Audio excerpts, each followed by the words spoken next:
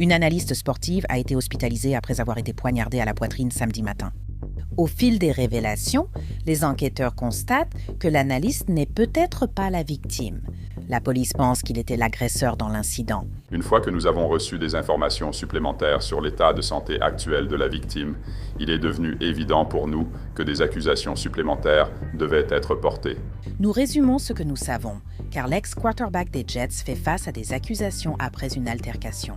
Cela a laissé un homme de 69 ans blessé et se battant pour sa vie à l'hôpital. Voici Inside the Crime, présenté par Law & Crime. Je suis Elisabeth Milner. La police déclare que l'incident n'était pas un acte de violence aléatoire et pensait d'abord que Mark Sanchez, l'ancien quarterback, était la victime. Mais maintenant, l'analyste de Fox Sports fait face à des accusations criminelles après que la victime a dit à la police qu'il craignait que l'ancien joueur de football ne le tue pendant l'altercation. Je me fiche de qui vous êtes. Je me fiche de ce que vous faites dans la vie. Je me fiche d'où vous vivez. Si vous venez dans notre ville et commettez des actes de violence, nous utiliserons tous les moyens à notre disposition pour vous tenir responsable. Law & Crime a obtenu l'affidavit de cause probable sur l'incident. Voici ce que nous savons. Selon la police, samedi dernier, des agences à Indianapolis ont été envoyées dans un pub local après avoir reçu des informations initiales selon lesquelles quelqu'un avait été blessé par balle. Les documents judiciaires indiquent que lorsque les agents sont arrivés, ils ont pris contact avec un homme qui a ensuite été identifié comme Mark Sanchez. Mark Sanchez avait de multiples blessures par arme blanche. La police a ensuite découvert une autre personne dans une ruelle voisine. La personne, identifiée comme personne témoin dans le document judiciaire, avait une coupure à la joue gauche. Les services d'urgence ont transporté les deux hommes à l'hôpital. Lorsque les policiers ont parlé avec l'analyste sportif pour obtenir une déclaration, il leur aurait dit que tout ce dont ils se souvenaient, c'était d'avoir essayé d'attraper une fenêtre. Selon la police, il ne se souvenait pas de grand-chose de ce qui s'était passé. Il ne savait pas qu'il avait poignardé ni où cela s'était produit. Mark était à Indianapolis pour commenter le match Colts Raiders pour Fox Sports. Ses collègues ont reconnu son absence lors du match d'hier. Kurt Menafee a déclaré dimanche, vendredi soir, à Indianapolis. Mark Sanchez, membre de notre équipe, a été impliqué dans un incident que nous tentons encore de comprendre. Nos pensées et prières vont à Mark, sa famille et tous les concernés. Fox Sports a annoncé ce week-end que Mark Sanchez a été blessé samedi à Indianapolis et se remet à l'hôpital dans un état stable. Nous remercions vivement l'équipe médicale pour ses soins et son soutien remarquable. Nous pensons à Mark et prions pour lui. Merci de respecter sa vie privée et celle de sa famille en ce moment. La police est retournée sur les lieux pour faire la lumière sur ce qui s'est passé, et c'est là qu'ils ont appris qu'il existait une vidéo de surveillance de l'incident. Les documents du tribunal indiquent que 2 hôtels se trouvaient de chaque côté de la ruelle où l'incident a eu lieu. Une détective s'est d'abord rendue à l'hôtel Weston pour visionner la vidéo de surveillance, mais celle-ci était de mauvaise qualité. Lorsque la détective s'est rendue dans l'autre hôtel pour examiner les images de vidéosurveillance, elle a parlé avec un homme identifié dans les documents du tribunal uniquement sous le nom de Bibi, qui a déclaré à la police avoir été témoin de l'altercation. Bibi aurait déclaré au détective qu'il avait vu un homme plus corpulent portant un T-shirt noir et un autre homme, qui était chauffeur de camion, interagir ensemble. Au début, Bibi pensait que les 2 hommes étaient amis et n'y a pas prêté attention. Il a alors vu les 2 hommes se filmer mutuellement avec leur téléphone. Bibi a ensuite vu les 2 hommes aller de l'autre côté du camion du chauffeur. Il a vu le chauffeur du camion tomber alors que l'homme en chemise noire se tenait au-dessus. D'après le tribunal, Bibi pensait qu'ils se bagarraient simplement. L'homme en chemise noire s'est enfui, tandis que le chauffeur est resté près du camion.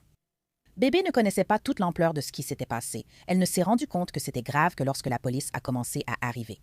En consultant la vidéo de l'autre hôtel, les détectives ont mieux compris ce qui s'était passé.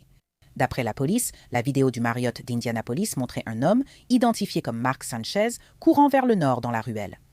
À ce moment, Mark court vers un grand camion garé en marche arrière sur les quais de l'hôtel Weston, tout près. Il aurait été vu en train de passer derrière le camion, puis de réapparaître, mais continuant toujours dans la même direction. Puis quelque chose se passe.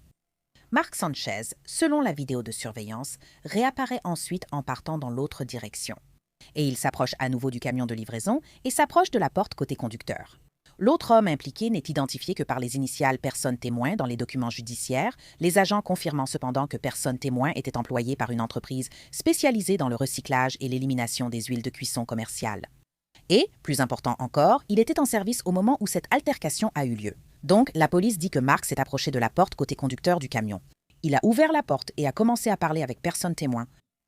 Cela a duré quelques minutes, puis on voit personne témoin marcher vers les portes du bureau de sécurité du Marriott. La police indique que personne témoin était hors champ sur la vidéo, Mark étant visible près de l'avant du camion. Quelques instants plus tard, on voit de nouveau personne témoin marcher vers le côté passager du camion et Mark l'aurait suivi. Ensuite, personne témoin se dirige vers le côté conducteur et Mark l'aurait suivi juste derrière lui. Les deux hommes auraient alors eu une sorte d'interaction près de la porte côté conducteur. Ensuite, personne témoin marche vers l'avant du camion. Mark Sanchez l'aurait de nouveau suivi. Puis, personne témoin se dirige vers l'arrière du camion, suivi à nouveau par Mark.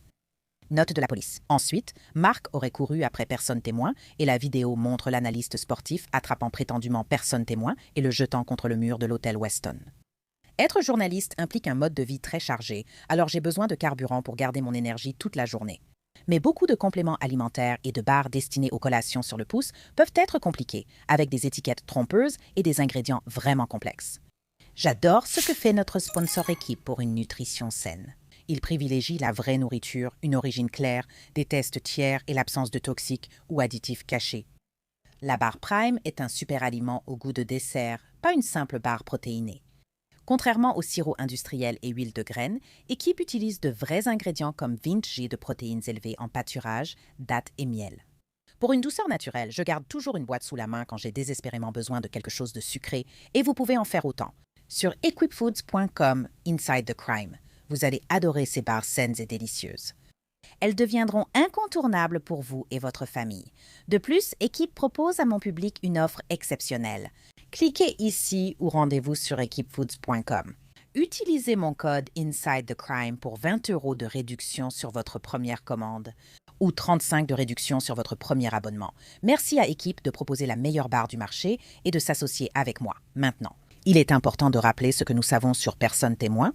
En plus de cela, il est chauffeur de camion et il a aussi 69 ans. Mark Sanchez aurait projeté cet homme de 69 ans contre le mur, puis il se serait battu, selon les documents du tribunal. La bagarre a continué contre la benne à ordures, puis les deux ont commencé à se battre vers le milieu de la ruelle. Mark aurait jeté personne témoin au sol. Personne témoin s'est relevé. Mark Sanchez est resté brièvement avant de s'enfuir vers le nord. La déclaration de personne témoin correspondait globalement à ce que le détective avait vu sur la vidéo.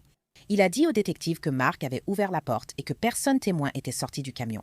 Les deux discutaient parce que Mark, pour une raison quelconque, lui avait dit qu'il ne pouvait pas être au quai de chargement et que Mark avait parlé au directeur de l'hôtel. À ce sujet aussi, personne témoin a dit au détective qu'il n'avait pas ses appareils auditifs parce que son camion est très bruyant. Donc il a dû se pencher pour entendre ce que Mark disait. Quand personne témoin s'est penché, apparemment pour entendre ce qu'il disait, il a dit que Mark sentait l'alcool et qu'il parlait en articulant mal. Personne témoin confus a contacté son responsable pour comprendre la situation. Même si les fans de sport pourraient reconnaître Mark Sanchez, personne témoin n'avait aucune idée de qui il était car au début, il pensait que Mark Sanchez était le responsable de l'hôtel, parce qu'il était bien habillé et soigné. Ensuite, Mark serait monté dans la cabine, se penchant au-dessus du siège conducteur pour regarder la zone centrale. Quand personne témoin a dit à Mark qu'il n'avait pas le droit d'entrer dans le camion, Mark est descendu mais n'a cessé de répéter cela. Il a parlé au responsable qui ne voulait pas que personne témoin remplace l'huile de la friteuse, bien que ce soit son travail. Mark aurait essayé d'entrer à nouveau dans le camion. Personne témoin lui a dit qu'il ne pouvait pas le laisser entrer dans le camion. Personne témoin a tenté d'appeler son responsable, mais Mark l'en aurait empêché. Personne témoin a dit à la police que Mark le suivait sans arrêt alors qu'il tentait de récupérer son téléphone. Il a été bloqué par l'ancien quarterback en tentant de récupérer l'objet côté passager, puis côté conducteur. Ensuite, Mark aurait poussé personne témoin et personne témoin a pensé qu'il était en danger physique. Il a sorti sa bombe lacrymogène de sa poche et l'a pulvérisée au visage. Personne témoin a déclaré au détective que le gaz poivré avait d'abord affecté Mark Sanchez, mais que l'ancien footballeur l'a ensuite essuyé et aurait avancé vers personne témoin. Personne témoin a dit au détective qu'il pensait que cet homme voulait le tuer. Alors il a sorti un couteau et Mark Sanchez s'est précipité vers lui. Personne témoin aurait frappé Mark Sanchez 2 ou 3 fois avec le couteau, a-t-il dit au détective. Il a été projeté en arrière dans la benne à ordures et est tombé sur les palettes. Puis au sol, il a dit ignorer ce que Mark faisait soi-disant contre lui physiquement. Personne témoin ignorait si Mark le frappait avec les poings ou autrement. Il n'a vu que les pieds de Mark s'approcher et a cru que c'était une question de vie ou de mort. Personne témoin a réussi à se relever et à poignarder Mark encore. Mark était sous le choc. Après ce dernier coup de couteau, il s'est lentement détourné puis enfui. Des photos partagées par la famille de personnes témoins révèlent les conséquences de l'altercation. Les photos sont si macabres qu'on doit en flouter la majeure partie pour les montrer. On le voit sur le lit d'hôpital, avec une grande entaille à la joue gauche, une minerve et du sang partout. La famille de personnes témoins a confié à FOX 59 qu'il avait été blessé à la joue et à la langue pendant la bagarre. Bien que Mark se remettait aussi de blessures par arme blanche à l'hôpital, il a été arrêté pour coups et blessures, intrusion dans un véhicule à moteur et ivresse publique, selon la police. Lors de leur dernière conférence de presse, ils ont indiqué que l'accusation de coups et blessures pourrait mener à une peine de prison. Samedi, nous avons été présentés et avons soumis une déclaration sous serment de cause probable de la part de la police métropolitaine d'Indianapolis. Celle-ci contenait un premier résumé des allégations qui se sont produites tôt dans la nuit de vendredi ou plus tard dans la nuit de vendredi. Tôt samedi matin, impliquant le prévenu, Mark Sanchez, nous avons reçu ce matin une déclaration sous serment de cause probable modifiée ou supplémentaire. Encore une fois, c'est quelque chose qui se produit dans pratiquement chaque affaire ici, dans le comté de Marion. Et avec ces informations supplémentaires, nous avons ajouté des accusations plus graves contre M. Sanchez. À ce stade, nous avons déposé une accusation criminelle, un crime de niveau 5 pour coups et blessures impliquant des blessures graves, ce qui entraîne une peine d'1 à 6 ans. Après avoir reçu plus d'informations sur l'état de santé de la victime, il est apparu évident que d'autres accusations devaient être déposées. Une déclaration sous serment de cause probable a été déposée aujourd'hui au tribunal, détaillant les informations reçues. Grâce aux efforts de l'inspection des mesures policières, c'est pourquoi nous avons pu déposer les accusations. Mais je veux être clair à ce sujet. Je me fiche de qui vous êtes. Je me fiche de ce que vous faites dans la vie. Je me fiche d'où vous vivez. Si vous venez dans notre ville et que vous commettez des actes de violence, nous utiliserons tous les moyens à notre disposition pour vous tenir responsable. Des conflits pour des places de parking, etc., la liste est longue. Ce que nous avons vu au cours des dernières années, c'est cas tragiques qui tournent à la violence parce que quelqu'un possède une arme, quelle qu'elle soit. Heureusement, personne n'est mort pour l'instant. Après cet incident avec un couteau, heureusement, personne n'est mort. Mais il est clair que de plus en plus de gens possèdent des armes à feu. Et nous devons en être conscients lorsque nous commençons à gérer les conflits dans notre communauté. De 1 à 6 ans derrière les barreaux, c'est beaucoup de temps. Décomposons tout ce que nous savons jusqu'à présent avec l'avocat spécialisé dans le sport, Dan Lust. Dan, merci de m'avoir rejointe aujourd'hui. Quelle est votre réaction à ce dernier développement dans l'affaire Mark Sanchez? Au départ, en entendant cette histoire, nous pensions que Mark Sanchez était peut-être la victime, mais la police pense maintenant qu'il pourrait être l'agresseur. Ouais, je suppose que j'ai deux premières réactions. La première, c'est quand nous sommes tous, vous savez, un peu collectivement, en tant que public sportif, juste en tant qu'histoire de nature humaine. Mark Sanchez, je viens de New York. Il était le leader des Jets qui sont allés à 2 finales de conférence American Football Conference consécutives. Pensée et prière. Il est dans un état critique après avoir été poignardé. Et puis, vous savez, je me souviens où j'étais quand j'ai reçu la notification, l'avis qu'il avait été arrêté, en fait, depuis l'hôpital. Et puis, je pense que l'autre aspect qui demande tout autant une certaine pause. On passe de chef d'accusation pour délit mineur à aujourd'hui, et maintenant nous avons des chefs d'accusation pour crime. Donc, on a atteint un tout autre niveau, et un niveau qui, tu sais, je suis prêt à analyser avec toi, mais qui est certainement préoccupant. Oui, absolument. Et tu sais, Mark Sanchez, d'après mes souvenirs, avait toujours cette image très propre, irréprochable. Es-tu surprise par son comportement présumé? En lisant ses documents judiciaires, on dirait qu'il cherchait vraiment à provoquer ce chauffeur qui faisait simplement son travail. Oui, et pour être franc, ce n'est pas seulement comme la mienne et ton souvenir de qui il est vu de l'extérieur. Tu n'obtiens pas un poste de commentateur à la National Football League si tu as le moindre problème, n'est-ce pas? Et tu sais, à ce jour, on verra si Fox Sports publie un communiqué. Mark Sanchez était commentateur et a eu une carrière réussie à la National Football League. Ce n'est pas du tout un membre du Hall of Fame. Il n'a pas gagné de Super Bowl. Vous savez, ce n'est pas comme s'il avait le niveau de Tom Brady en termes de talent, mais il est arrivé à ce niveau chez Fox Sports parce qu'il a une personnalité affable, il est sympathique, il est présentable. Avec un antécédent négatif, il est très difficile d'obtenir ce type de poste. Ce n'est ni moi ni vous. C'est Fox Sports, un studio qui vaut plusieurs milliards de dollars. Vous savez, qui veulent l'avoir comme représentant de leurs produits. Notez qu'il était à Indianapolis pour commenter le match du lendemain. Donc, on ne met pas quelqu'un sur la route comme ça si on pense qu'il a des problèmes. Donc oui, à bien des égards, c'est un développement très surprenant. Voir seulement les photos de la victime était déjà horrible. On voit souvent des victimes de meurtre et des photos de scènes de crimes horribles, mais ici, il s'agit d'une victime vivante. C'est un homme de 69 ans qui, d'après ce que nous avons pu voir et ce que nous avons pu comprendre des documents du tribunal, agissait en légitime défense. Le voir dans ce lit d'hôpital avec une minerve, une énorme coupure sur le visage, du sang partout. C'était vraiment horrible. Impossible de montrer les vidéos de l'université sans flou. Mais quelle est votre réaction face à tout ce que la victime a enduré pendant cette altercation?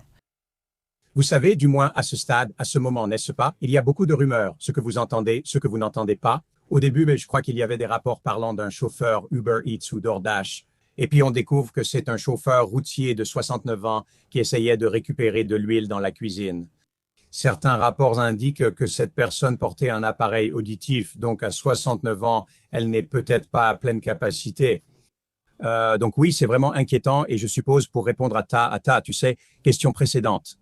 Il y a certainement quelques indications, d'après ce qui a été communiqué par les autorités, qu'au moins Mark Sanchez dit que ses souvenirs sont flous. Il se peut qu'il ait perdu connaissance. Le conducteur a aussi signalé une odeur chez M. Sanchez. C'était quelqu'un qui avait beaucoup bu d'alcool. Et je crois que l'endroit où il a été retrouvé, ou du moins juste après ou à proximité, était un bar.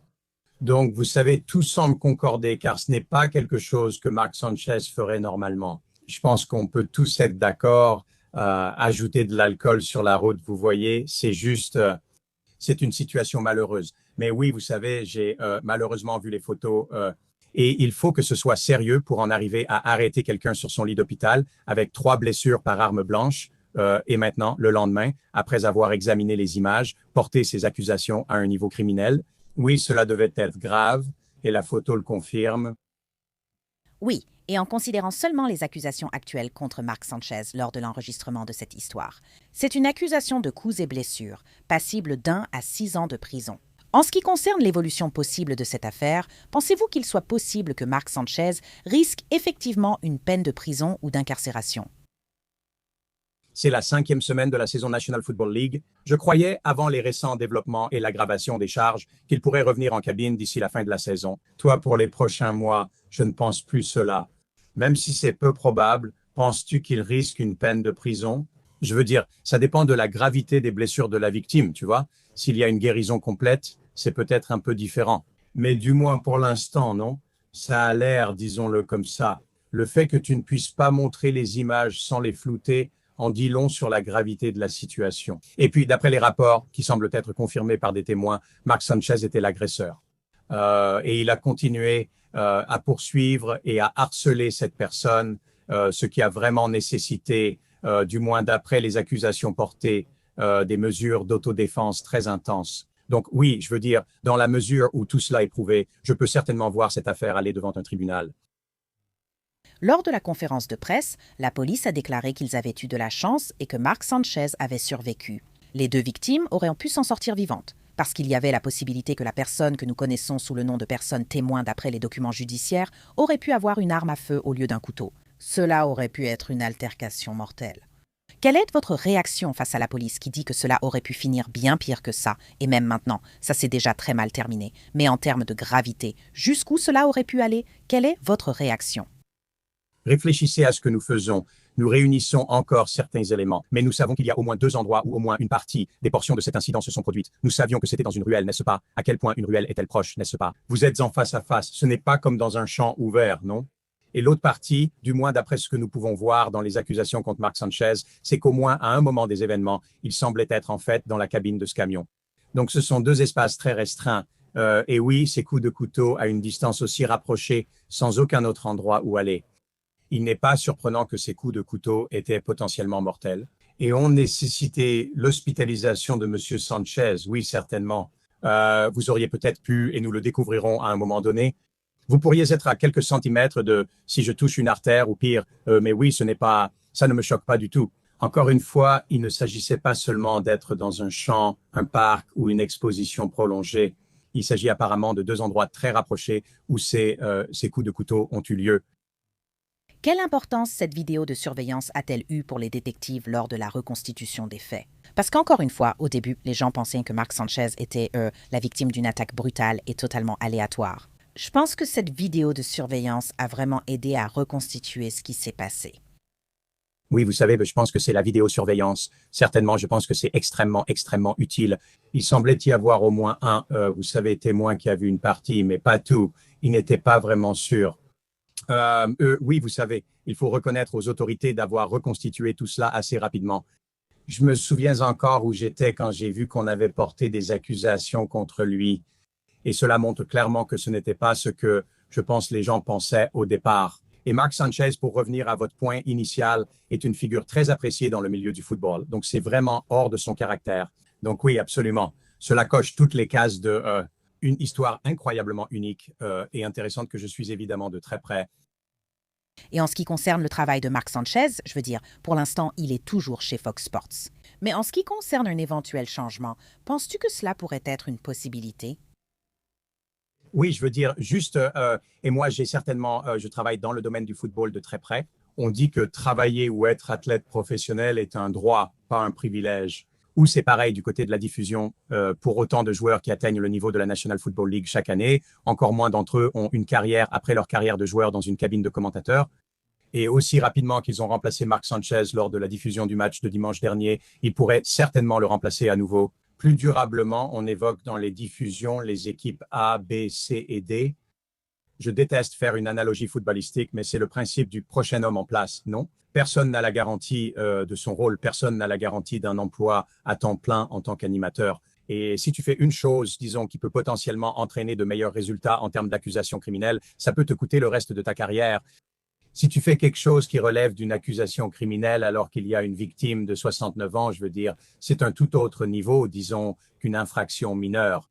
Donc moi, tu sais, encore une fois, je ne veux souhaiter de mal à personne, mais je serais très surpris s'il est de retour à l'antenne cette année et on verra pour la suite. Mais ce sont des accusations extrêmement graves et une victime qui est encore en train de se remettre à l'hôpital. Bien sûr, nous continuerons à suivre cela de près à mesure que d'autres détails émergeront. Merci beaucoup d'avoir été avec nous, Dan. J'apprécie votre temps et votre analyse sur cette affaire. Avec plaisir quand vous voulez.